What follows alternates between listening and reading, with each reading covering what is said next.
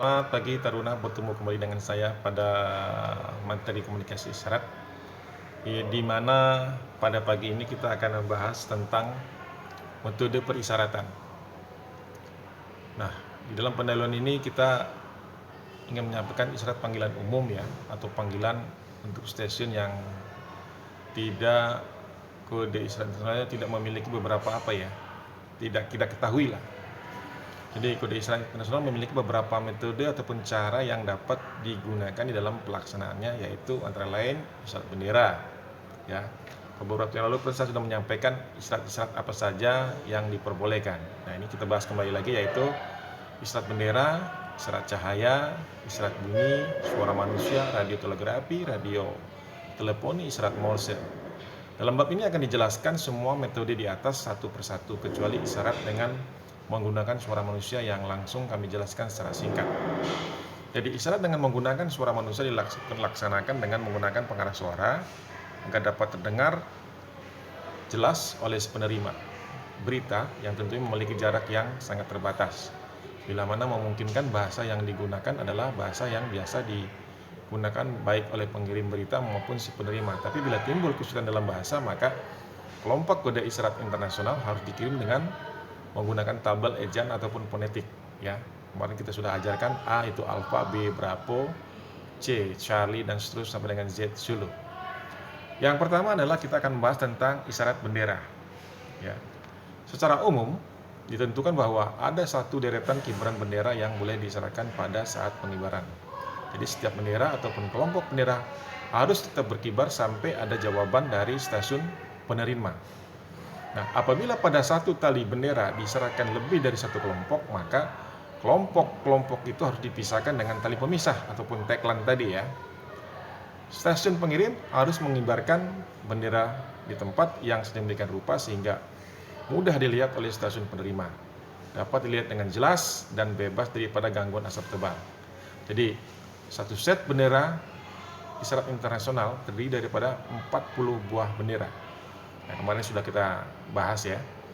Itu set bendera isyarat terdiri dari 40 buah bendera, yaitu 26 bendera abjad ya, dari mana abjadnya itu huruf alfa sampai dengan Zulu. Kemudian 10 bendera angka, yaitu angka 1 sampai dengan angka 0. Kemudian 3 bendera ular-ular pengganti. Kemudian lanjutnya adalah 1 bendera ular penjawab ataupun pembeda.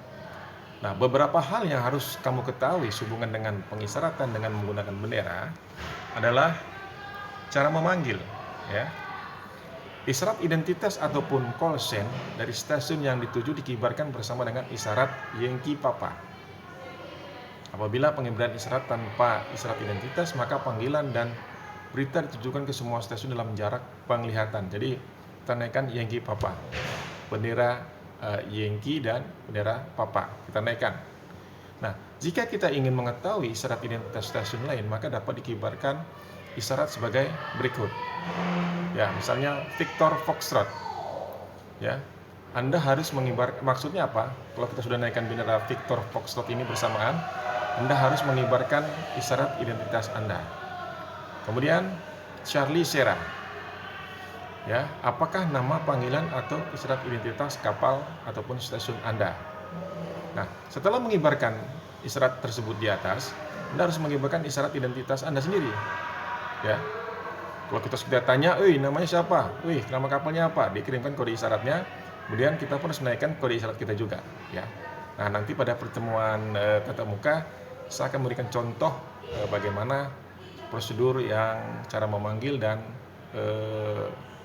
menerima daripada isyarat bendera. Cara pengibarannya adalah dengan mengibarkan kelompok isyarat Yankee Oscar.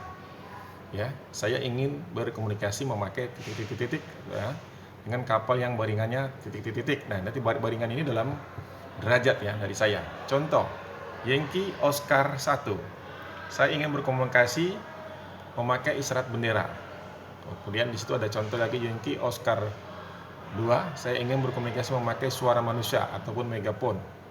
Ya, kemudian Yankee Oscar 3, saya ingin berkomunikasi memakai isyarat cahaya. Yankee Oscar 4, saya ingin berkomunikasi memakai isyarat suara. Nah, itu ada beberapa contoh ya yang sudah saya sampaikan. Kemudian cara menjawab isyarat ya. Tadi kalau kita cara memanggil, kemudian cara menjawab isyarat. Semua stasiun penerima itu harus mengibarkan ular penjawab ataupun isyarat jawab. Setengah tiang segera setelah melihat tiap kibaran stasiun pengirim dan menaikkan ke puncak tiang dengan segera apabila isyarat telah dimengerti. Apabila isyarat dari stasiun pengirim telah diturunkan, maka ular jawab ataupun ular penjawab dari stasiun penerima diturunkan sampai setengah tiang kembali. Nah, hal ini dilaksanakan sampai pengiriman berita terakhir. Kemudian, bagaimana cara mengakhiri suatu isyarat? Stasiun pengirim mengibarkan ular penjawab segera setelah kibaran terakhir dari isyarat untuk menunjukkan bahwa isyarat sudah lengkap. Stasiun penerima harus menjawab dengan cara yang sama, yaitu dengan mengibarkan ular penjawab. Nah, tindakan-tindakan yang harus diambil jika isyarat tidak dimengerti, ini bagaimana? Ya, jika stasiun penerima tidak dapat membedakan dengan jelas isyarat yang ditujukan kepadanya, maka yang dilakukan adalah menahan ular jawab setengah tiang. Tapi jika penerima dapat membedakan dan juga tidak mengerti maksud isyarat yang disampaikan, pengirim dapat mengibarkan isyarat sebagai berikut. Zulu Quebec. Zulu, isyarat Anda kelihatan salah. Anda harus mengecek dan mengulangi sepenuhnya. Dan ini nanti dalam perisyaratan nanti pun kita akan praktekkan juga nanti pada saat pertemuan tatap muka ya. Terus penggunaan ular-ular pengganti. Nah, ular-ular pengganti digunakan untuk menggantikan bendera isyarat yang sama, baik bendera huruf maupun ular angka, diulang satu kali ataupun lebih dalam kelompok yang sama. Terus kita singkat, penggunaan ular pembeda pun demikian untuk kapal perang, ini nanti kita bahas. Itu saja dulu ya. Nanti kita akan bahas kepada isyarat cahaya ya, ataupun isyarat lampu ya. Silakan kamu membuat suatu kesimpulan ya, ataupun buat ringkasan daripada pembelajaran hari ini dari tugas komunikasi isyarat yang berjudul metode perisyaratan ya.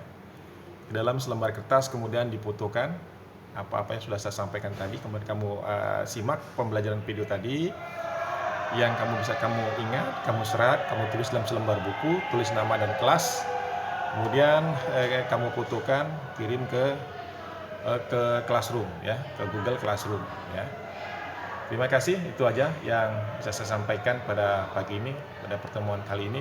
Sampai ketemu lagi dalam pembelajaran yang akan datang. Terima kasih, selamat pagi, selamat belajar, sampai jumpa, bye-bye.